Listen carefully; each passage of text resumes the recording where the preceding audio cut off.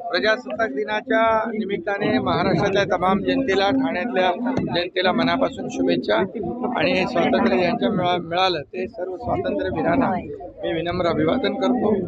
आणि या सर्व ज्या काय महाराष्ट्र सरकारच्या वतीने या राज्याचा जो गतिमान विकास होतोय तो अधिक वेगाने यापुढे होईल आणि या राज्यातल्या सर्वसामान्य लोकांच्या जीवनामध्ये चांगले दिवस येतील। लाडकी बहीण, लाडका भाऊ, लाडके शेतकरी, लाडके ज्येष्ठ, लाडके युवा या सगळ्यांसाठी गेल्या 2.5 वर्षात आम्ही काम केलं, म्हणून जनतेने देखील शिक्कामोर्तब केलं, कामाची पोचपावती दिली। आता देवेंद्रजींच्या नेतृत्वाखाली या राज्याचा अधिक वेगाने विकास या ठिकाणी होईल। आता दावोसमध्ये नुकताच जो आपला मुख्यमंत्री देवेंद्रजी आणि उद्योग मंत्री उदय सामंत यांच्या मार्गदर्शनाखाली 15 लाख कोटीचे करारनामे झाले।